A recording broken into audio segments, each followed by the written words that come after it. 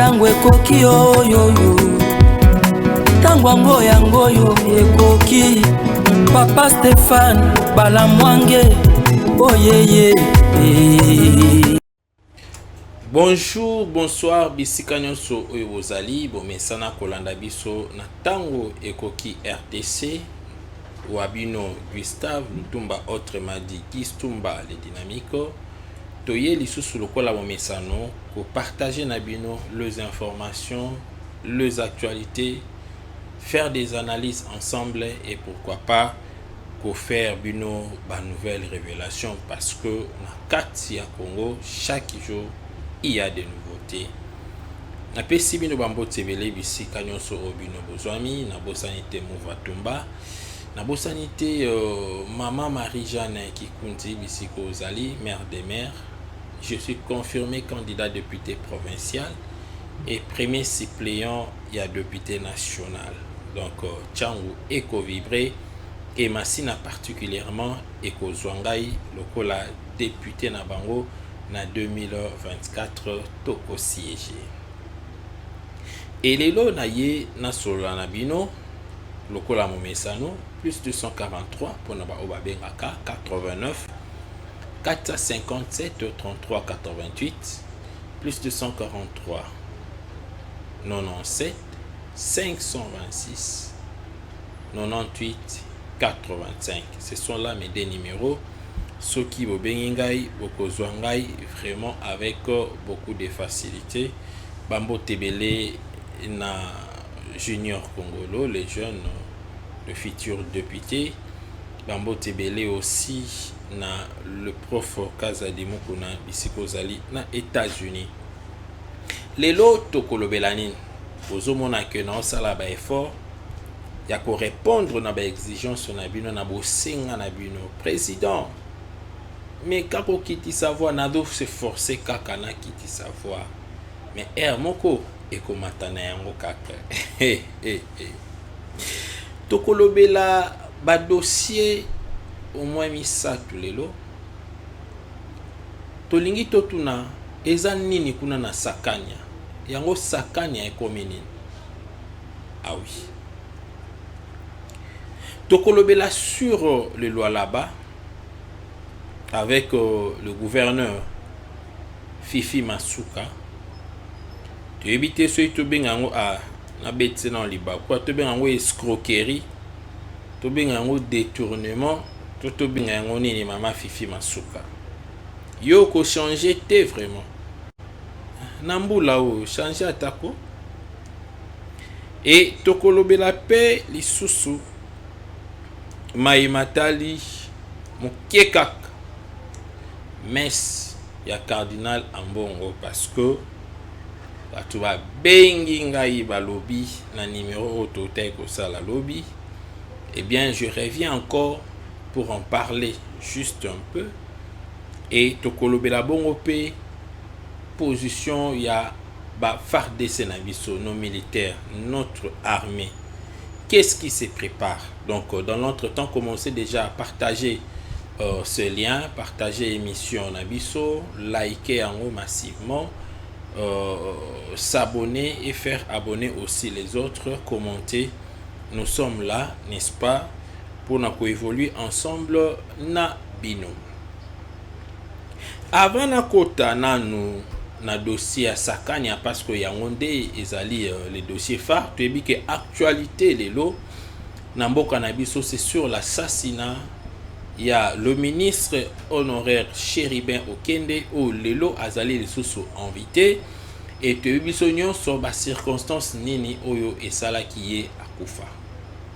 Mais tozoka moi lelo comment na que ba révélation n'est-ce pas ezali kobima de part et d'autre, de gauche à droite, batu bazobima, batu na batu bazoloba, nandenge na bango. Et chose grave, ndeko moko pe abimi na ndenge na ye, balobi ke no aza mutu moko akombola, soki pa kombola na cour constitutionnelle, ono ye amonaki les 12, amonaki batu ndenge bayaki bazui Chéribin Okende na kati ya jipi na ye bakie na ye. Ah, tout ça pourquoi? Tout ça c'est parce que tous allons en face aux banquettes, ils allaient se poursuivre, banquettes, ils allaient que salamanakati en bokanabiso. Et aussi longtemps que banquette on est comme nous sommes dans l'obligation, nous avons moutupé, il y a repé ça comme moi version na ndengeni nazali ko yokela ndengeni pas zali ko monela, mais biso tous allons que ça la analyse moko et vandi ko fanda sur le fait, sur les constats. Et le Patrick Mouyaya, le ministre de l'information,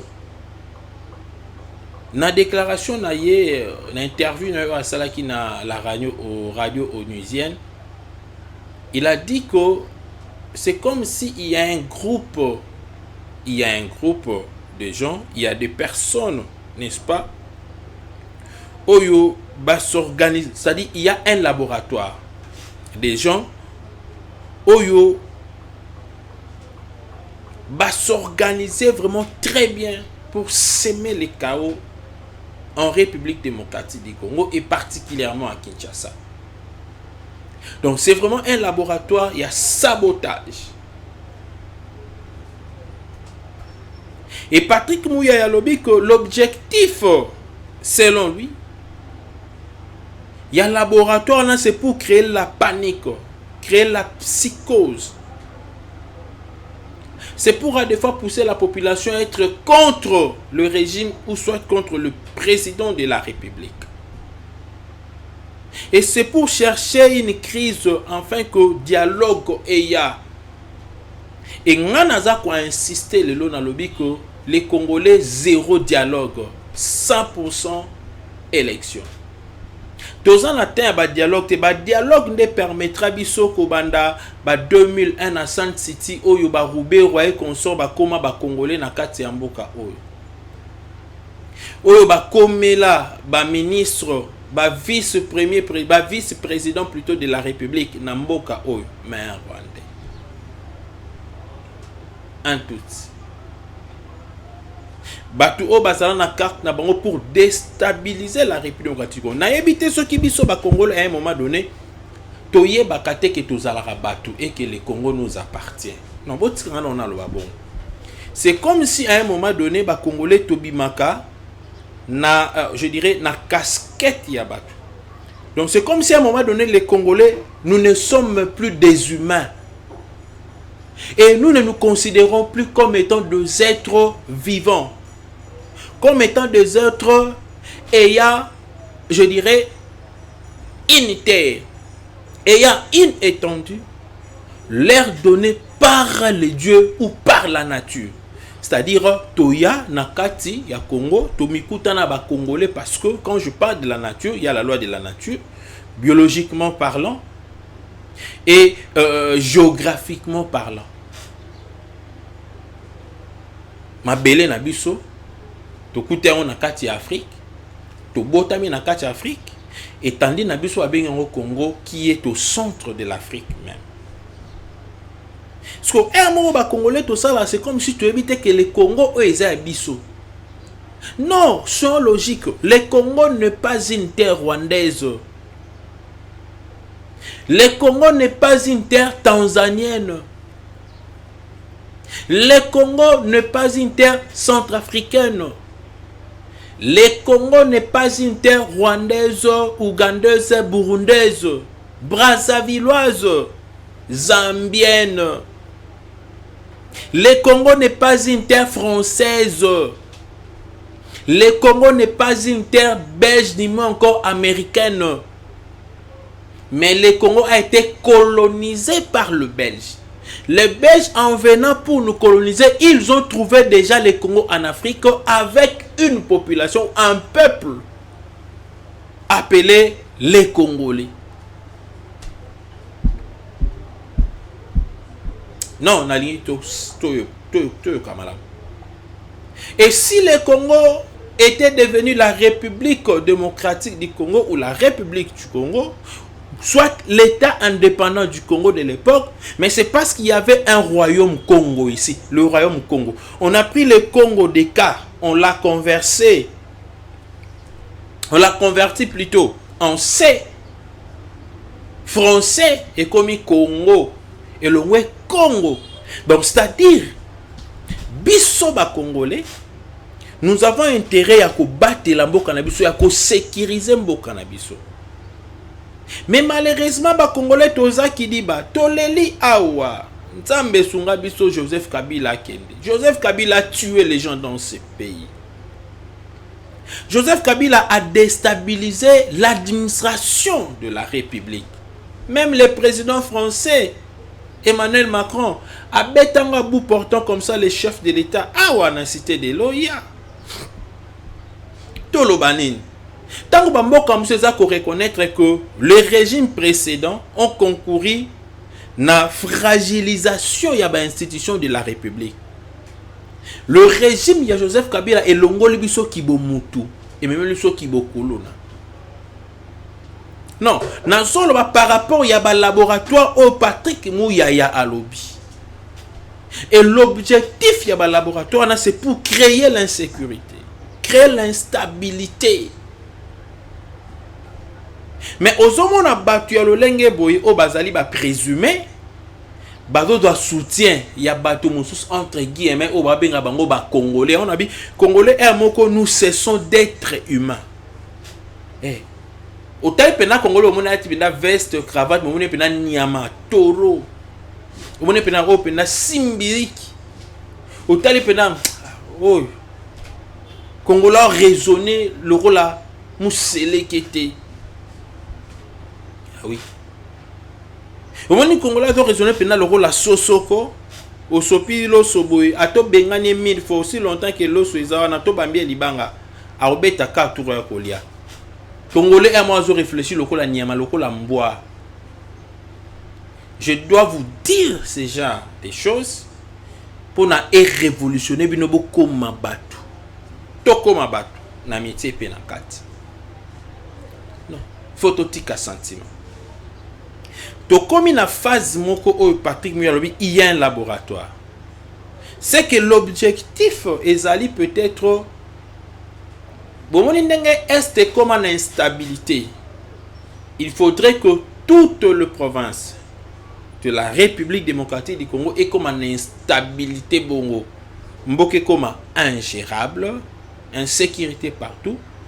Comme ça, la communauté internationale, il y a des mafieux, on arrive. D'ailleurs, si Sarkozy, le Congo est tellement vaste, il faut au Kabola.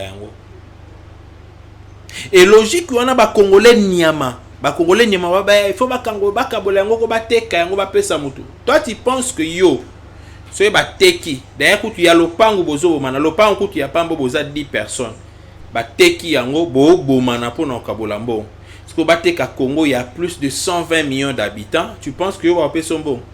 Attends, appelle son bon, ils ont combien? Et bon, quand tu as pression d'eau qui ne peut vivre à Libéla, on a une génération. Voilà ici que Congolais ont comme Niama. Ou les Congolais ont souci à sécuriser Mboka, à protéger Mboka, il y a Kolinga Mboka naye. Congolais ont détruit. Et aujourd'hui, les Rwandais sont devenus des vrais Congolais aujourd'hui où ils ont occupé des postes plus que nous les Congolais. Les Rwandais, les Ougandais, les étrangers, comme dans les institutions, ils ont des chapeaux comme Mukolomboka à cause de Buzoba qui boniama na biso. L'Iwa ya Chéribin Okende doit nous interpeller tous. Ah oui. Avant l'Iwanae, un groupe y a des criminels, des jeunes. Et bilo quoi les ali kosalama 10 jours au jour. Et la complicité même y a peuple congolais y moko na ba quartier ba collaborer na ba kolona. Je prie beaucoup pour que Nzambe ape Samayele na VPM de l'intérêt Peter Kazadi. Aïba comment est-ce que à ko ralentir tenir ya biloko. Ce nabina le bilan dans la profondeur na robima na sujet nanga. Mais le col les oye langa na le boti canal peut-être Dieu veut que je puisse en parler. Nous avons le ministère de la Culture et Art, et ça la canine. Culture et Art. Ministère, on est ça la canine. Tous en a ministère, il y a jeunesse et sport. Ministère, il y a sport, et ça la canine. À part Kobe Tabale. Est-ce que tous les sportifs là sont encadrés? Ne sont-ils pas des koulouna aujourd'hui, na ba cité, na ba quartier? Ministère de la Culture et Art. Est-ce que le ministre a vraiment une vision sur la culture? Maîtrise-t-il la culture congolaise? Il y a des choses. Si m'arrivait un jour, Basse Nganga Zala, ministre na kati ya Congo, nazana 3 ministères où on a reçu un makasi. Dans un ministère, il y a nouvelle citoyenneté, il y a cohésion nationale. Dans un ministère, il y a culture et art. Et dans un ministère de l'intérieur provincial, il y a ville province de Kinshasa parce que Peter Kazali travaille bien. Ville province de Kinshasa. Apparemment, il y a... Est-ce que on ne peut pas commencer par... bon, ce sont des choses politiques. Mais sinon, un ministre devrait avoir une vision. Un ministère, une responsabilité et peut s'améliorer. Il y a possibilité de changer les Congolais, de changer la jeunesse congolaise. Il y a cette possibilité. Mais Bato Bazana Mato Ibakanga, il n'aime pas les conseils. Et à 2 fois, Mouto Azana Kingo ya Chenette, Azanga la Chenette. Mais Mouto Azanga Kingo ndo mone ba Chenette et Belé. Congolais, Ozawapi. Nako pesa bino ba information. Mais na tout non Congolais Ozawapi. Est-ce que Bisomoko tokoki kobundate que pour que pays na biso et comme un pays émergent. Tokoki ko accompagner les gouvernements parce que les gouvernements travaillent quand même na ba pays non soit OK na Chine. Chine pour se développer, le gouvernement a donné une vision et c'est la population qui l'a accompagné à la matérialisation. Tozana mboka moko o économie na biso ezali très pauvre. Et c'est un héritage que Félix Tshisekedi a hérité dans ses prédécesseurs. Pendant 50 ans, pendant 60 ans, le Congo n'avait pas une économie. Avant, le Congo avait une économie. Mobutu a détruit Ndambu dans l'entreprise avec certains opérateurs économiques. Kabila a envoyé abomi l'entreprise qui a affaibli tous les opérateurs économiques. Et tout comme il y a les Chinois, les Indiens, les Libanais, les Ouest-Africains. On n'a plus des opérateurs économiques congolais. Et comment ça la passe? Et vous savez qu'à l'époque, le président Etienne Tshisekedi Amolom, pourquoi est-ce qu'Azala qui soit nommé comme Premier ministre de dollars et Ekita? Il n'avait pas de dollars dans sa maison, on ne produisait pas de dollars.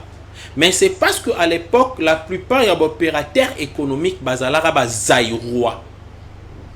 Alors, na souci où il y a population bazaïrois na bazala qui n'a ngo, il faisait maintenant rabaisser les dollars pour que les Congolais se retrouver malades. Et c'est comme ça qu'Etienne Tshisekedi vivait parce qu'il s'aimait aussi Etienne Tshisekedi. À qui n'a souci. Mais les lots où nous avons des opérateurs économiques au bazaba mindele. Et surtout que tout ça qu'on produit à l'internet et ça passe. Dans le lobby dossier à Liboso toujours le bela sur Sakanya. Sakanya ezali na Katanga, Lubumbashi, Likasi, Sakanya Oleki. Mais il y a un problème.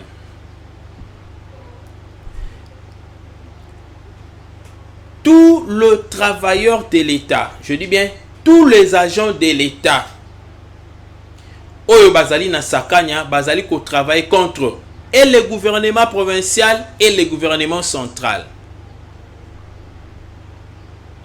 selon les informations qui nous est parvenues, même bagent il y a ANR, il y a service, il y a renseignement. Bayo kara Kinshasa te. Je dirais oui. Parce que avant même arrestation à Salomon Skadela, 3 mois avant son arrestation, biso zaka na Lubumbashi.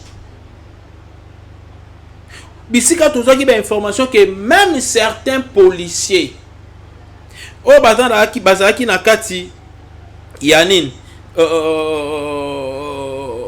commissariat provincial ya Lubumbashi, mais kaka bango moko wana bazalaki ko travailler ensemble na Moïse Katumbi,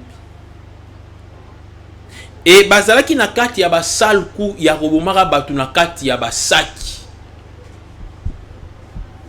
On avait eu ces informations, je dis 3 mois avant. Et mon toit de paix, information, ce n'est pas un petit monsieur dans le cadre de l'enquête, un haut gradé de la police, un responsable de la police. Parmi les responsables, il y a le commissariat provincial. Et a confirmé que même ces rapports-là, à Kinshasa. Donc vous imaginez aujourd'hui, il y a même de chefs coutumiers. Je reviendrai ici avec beaucoup de détails. Et ça même n'a pas chef coutumier Oyo qui préfère collaborer avec la Zambie à partir de Sakanya que de collaborer avec le gouvernement provincial.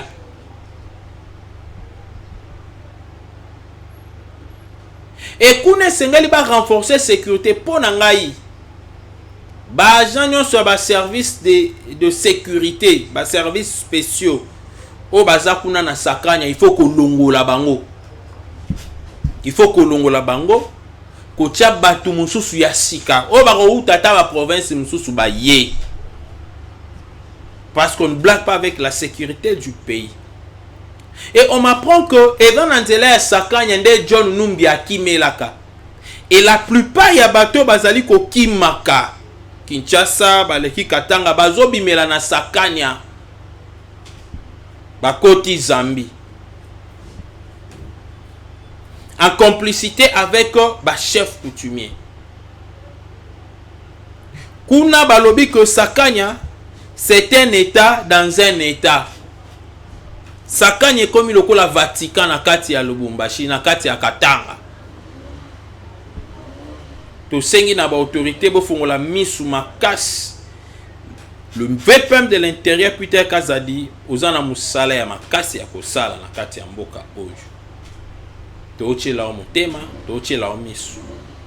Travailler ba peuple congolais ba sepela parce que ba lira boye ezali pasi. Na kei na deuxième dossier oyo etali Fifi Masuka. Fifi Masuka, gouverneur ya Lualaba. J'ai les documents à l'appui. Je dis bien, j'ai tous les documents. Fifi Masuka a signé un contrat dans le mois de septembre il y a 2022. Donc avant la rentrée scolaire, il y a année où est aussi là, année scolaire 2022-2023. Balança qui offre Fifi Masuka. Balança qui offre sur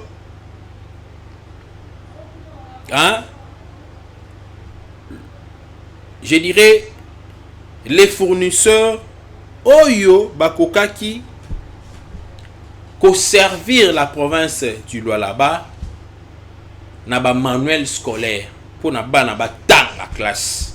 En tant que pédagogue, il y a un très bon enseignement lorsqu'il y a des manuels, lorsqu'il y a des supports didactiques. Je ne parle pas de matériel didactique, mais des supports. Lorsqu'il y a de vrais manuels qui accompagnent l'enseignement, l'enseignant plutôt, na recherche, il y a ma matière où à couper ça. Na, je dirais na ba élève. Alors, et ça l'amico, en septembre, le gouvernement a respecté la loi sur la passation de marché. Balance qui offre l'entreprise est belé va postuler. Mais parmi les entreprises qui va postuler qui parmi les fournisseurs qui va postuler qui et ça qui na fournisseur oyo il y a MKT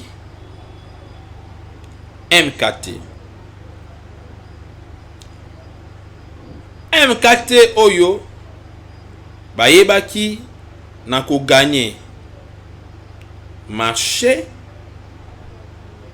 par rapport à batunso ba postila qui ba onde ba postila qui ba gagner marché. Alors tant que ba gagner marché ba signer qui contrat avec le gouvernorat. Et ces contrats ils allaient comporter signature ya yemoko gouverneur de la province Fifi Masuka.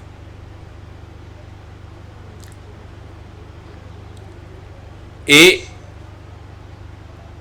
tant que bango va gagner marché, il fallait qu'il va signer quand même contrat parce que principe est à la kabongo.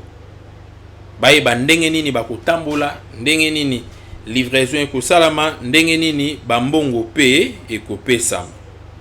C'était comme ça. À notre grande surprise, tant que bayokani, j'ai tous les éléments. Et tant que bayokani et sali que l'entreprise ouana a gagné marché, bayokani ba signé contrat. Na kati ya contrat wana elobami boy. Parce que les contrats mbongo ezalaki ya valeur il y a 2 millions et quelques de dollars. 2 millions et quelques de dollars. On va pour travailler sur la voie électronique. Voilà que téléphone nanga eza éteint. Donc ingénieur si à koki ko edenga ingénieur so ko edenga parce que nous sommes. Merci beaucoup ingénieur. Alors je disais que bandeko oyo ba respecter principe procédure. Fifi Masuka peut asali semblant à respecter procédure. Parce que boyebi la loi sur la passation de marché, ceux qui vont respecter en côté et ben de la rabatou beaucoup plus l'incompréhension sur cette infraction va bien un détournement. Ou soit il y a non respect à procédure. On peut dire que le marché est illicite et bimina voie moko légal et commis illégal. Et sur ces mouto a sollicité marché wana, c'est-à-dire gouverneur nde mutaro ko koya na kati infraction to ko za la victime au regard il y a la loi et au regard il y a justice. Elle a fait semblant la dame, il y a ko respecter cette procédure. Ba yokani bo na kati ya contrat. Après 2 mois de notification, c'est-à-dire, le là va gagner marché, va signer contrat est signé ba yokani. Maintenant, bango bazala ikoze la ba signifier bango ba notifier bango que non bo banda musala na bino. Alors na carte contrat le bibo. Après 2 mois de notification. Donc ce va notifier celui qui a gagné le marché MKT. Après 2 mois, donc ce qui va signifier yango, il faut pas payer ça y est à compte il y a 20% sur le montant global. Comme le montant était de 2 millions 600 quelque chose comme ça, il fallait qu'il va payer ça sikoyo 20%. Donc ba notifier yo balandi sio mbala moko 20% ya mbongo yo au produit ba document wana dans 2 mois au remettre na gouvernorat et par après gouvernorat akoya kosilisa mbongo na yo etikali. C'était ça clause ya contrat. Alors tango ba signer yango ba notifier bango maintenant. L'entreprise qui a gagné le marché a zéli 1 semaine 2 semaines amoni que le gouvernorat apesi mbongo te ndenge bayokanaki. Le gouvernorat lobi azana na mwa difficulté ya mbongo muke, mais basi ba notifiaki ye. Alors, qu'est-ce que maintenant l'entreprise a fait? L'entreprise, comme azalaki na ba moyen, c'est déjà un marché gagné. C'est comme ça que ça la macapé partout. Au cas où gagner marché moko boye, vous trouvez que celui qui devrait te donner les moyens avant un retard, toi tu fournis et bango va rembourser le mbongo na yo. Alors, qu'est-ce qu'ils ont fait maintenant? L'entreprise a fait. Na souci à comment na keba na batanga parce que c'était vers la rentrée scolaire au mois de septembre. Province de Luala babazala qui na ba manualité. L'entreprise a tindi ba relais na ye na Chine. Ba kei ba imprimer na mbongo na bango moko. Tant ba imprimer ba manuel, ba zongi na ba manuel wana, ba ye ba pesi yango na intendance comme ça a été dit na katia contrat wana. Ba pesi, le gouvernorat a réceptionné ba manuel. Maintenant, l'entreprise a commis cause là-bas pesa mbongo na ye, asali note ya rappel. Note ya liboso asengi mbongo. Gouvernement ebisa bi zela muke toropesa yo. Tant eleki. Ba ko ça la deuxième note ya rappel. Gouvernement lobi zela toropesa yo eleki. Ba sali troisième note ya rappel. Gouvernement bi toropesa yo eleki. Maintenant ba ko mener ba investigation na bango, il semblerait que Fifi Masuka s'est organisé na batu mususu, c'est-à-dire ba gagner marché, ya kimi bato ba gagner marché o ba notifia ki wana. Ake ko salisa ba manuel mususu à côté. Soki pe andeko na ye, soki pe ya cousine na ye. Babimisi lar bakaboli. Donc, selon les informations de notre position, mbongo wana ya 2 millions. 500 000 kutu ba pesi na bandeko te entreprise o ya bango basi ba déposer là ba manuel ba pesa bango te. Et le contrat aussi n'a pas été résilié. Mais à leur grande surprise, basi ba déposer ba manuel, mais ba comprendre que na sima na bango masuka ya lisusu na ba manuel mususu bato mususu basala bakotisa babimisa mbongo ba pesa bango, mais bango ti lelo mbongo na bango ba opesa te. Bosomo na degré ya kimoyibi. Oye zali ko sa na province ya Lualaba. Et awa biso tozali ko senga na Fifi Masuka. Tu fais la honte ya ba femme congolaise. Pesa mbongo ya entreprise ya batu MKT. Pesa bango mbongo na bango. Pesa bango mbongo na bango. Pesa bango mbongo na bango. So repesité, ba na droit à question en justice. Non, ce n'est pas logique. Ce n'est pas logique. Et biloko aboye, ndeza ba biloko pe IGF il faut abeta misuna na kati. Si les lotos zoloba oyo. Depuis septembre, o ba gagna marché. Ba sali ba document. Depuis octobre, ça doit être le 18 octobre quelque chose comme ça, o ba notifia ka bango. Jusqu'à ce jour, 20% $500 000 ba pesa te. Ba tonga na ba sala ba document, ba déposa. Masuka saleli yango akeli susu ko zwa ba document mususu ba manuel mususu libanda pona rarali ala. Donc to comprendre ba carte ko ba beta rezala ndeni to ebisaka na bino makambo ba parcelle et consort ebele bondimi la biso ti. Donc kopne ala ndeni ni ba roleka na passation de marché officiellement. Ce qui entreprise est gagné marché ba côté ici parti proformant na bango batali prix bango babimisi la Rwanda bake basalisi biloko wana ya bimpwaka ba dernière qualité ba fausse qualité bake basalisi babendi la batie na poche. Et que peut-être le nombre oyo ezala qui a signé na kati ya protocole d'accord lorsque il y a eu passation de marché. Bango ba osala nombre ana te basali nombre mususu. Mais ba kozata mususu mikanda ya mutu a gagna ki marché na normalement nde bango ba ko brandir yango ton ba sala ba dépense o tembo otobimisa ki entreprise ki ngani a gagner ki marché abo na bo mbongo bimi na kombo ya entreprise wana mais eke na entreprise wana te bango ba chekal na entreprise wana ba jeune sengeli et si na kati ya mboka parce que tout le monde a besoin de se retrouver. On donne la chance à tout le monde. Fifi kara yo mtu anapose un bongo te. Pesa MKT mbongo na bango. Vous leur devez 2 millions et quelques. Ba senga ki selon les contrats, selon les accords, selon les protocoles d'accord. 20% na bango pesa te. Si le lot. Bientôt to kende une année parce que bientôt il y aura la rentrée scolaire. Surtout en septembre, une année. Ozo futa mbongo abatute. Parce que l'entreprise va te vivre en dernier. Nous voulons que les Congolais va vivre en paix na kati ya mboka na bango, va se retrouver na kati ya mboka na bango. Fifi masuka comportement na eza yangote. Nazo kende ko chiter. Nako revenir sur ça avec certains éléments du sous à l'appui.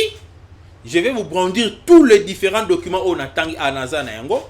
Mais malheureusement, pendant l'émission, le téléphone s'est éteint. Sinon, nalinga ko tali sabino document moko signé par Fifi Masuka. Mais à la fin des comptes, à récupérer là, à Zoubé Banabat. O ezaki moyi bito détournement. To ki escroquerie, to bengangoni. Non, eza malamute. Pesa bango mbongo na bango. Nado kende ko chité. Bande ko belé na émission na sala kilobi na mone belé ba komeli ngai. En tout cas félicitations. Ngana expliquer ki na ngai kaka nde naza ko expliquer lelo message ya mbongo. Na message pe ya Senko. Bango balobi Kayen. Kayen de abomi Abel. Balobi ozo mandeko na yo ozo ma famille na yo. Ici, tant que bazo parler en mbongo, ado lingabwa ka discrédit dans le gouvernement, dans l'État congolais. Or, en réalité, Chéribin Okende ne faisait plus partie de la famille politique. Il y a union sacrée de l'eau. Il n'était plus dans l'union sacrée. Famille politique, il y a Chéribin Okende et ça ensemble. Na expliquer que biologiquement parlant, Chéribin Okende azali ninde ko ya Félix Tshisekedi, ninde ko ya Moïse Katumbi, ninde ko ya Muzitu, ninde ko ya Fayulu, ninde ko ya Matata, ninde ko ya Sesanga biologiquement parlant. Mais politiquement parlant, azali ndeko ya ensemble. Et ye azala ki lisusu na bonne relation te na ba cadre ensemble. Mon anaye moko témoin, papa ebisa kibiso. Et selon les informations, quelques jours avant, il avait rencontré Shokitundu a betela ke dema solo ke no ifona longwa. Ensemble balingate na tracé chemin na ngai. Il a cherché même à rencontrer le chef de l'État, Chéribin Okende. Alors, cardinal Tangate a lobiko ndeko na yo, famille na yo, obomi ye, Chéribin Okende, bona. Mais il parlait à qui? Il parlait à Moïse Katumbi, non? Yemtaza, mouti ensemble. Et pour avoir comprendre en gros, même le garde là, garde ya Chéribin Okende. Tango abimi di banda kuti Chéribin Okende te. Capture, à ça qui capture, il y a document. Il y a accusé de réception. Il y a cour constitutionnelle. Tant que ça la capture, on a tindé là qui on a. Est-ce que tindé là qui membre vraiment quoi gouvernement? Non, c'est logique. Mais à tindé là grand secrétaire général, il y a ensemble. À tindé l'état la cop na biso ya ngwebeti. Et nga nazo douté très fort jusqu'à ce jour. Nazo lobako, je ne crois pas. C'est d'après mes analyses. Je dis bien d'après mes analyses. Je ne crois pas que Chéribin aucun de ces jours-là était dans cette Égypte. Et Ayaki na cour constitutionnelle, je ne crois pas. Ce rotali kara, mon chauffeur naye, oh mukolo na ki musala te.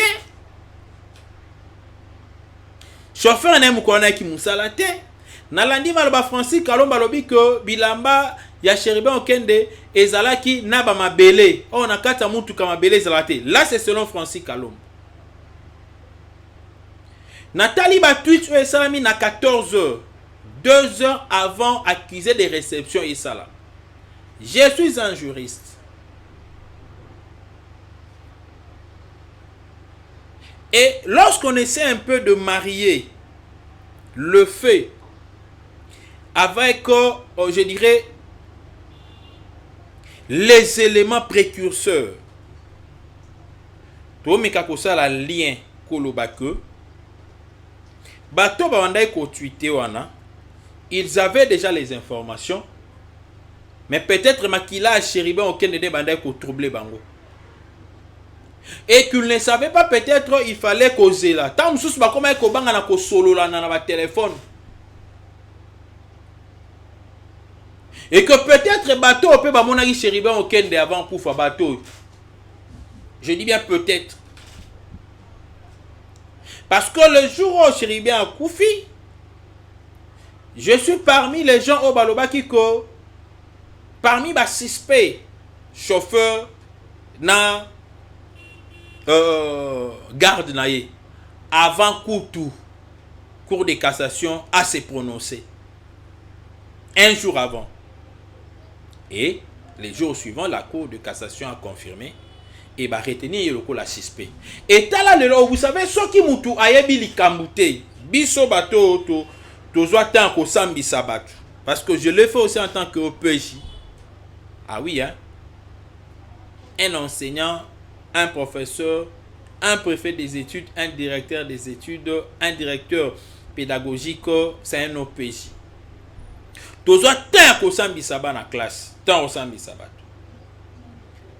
Et mutu soka yebi likambute ozolo belaye, vous allez sentir qu'il y aura la cohérence na malobane ata bo auditionner 10 fois.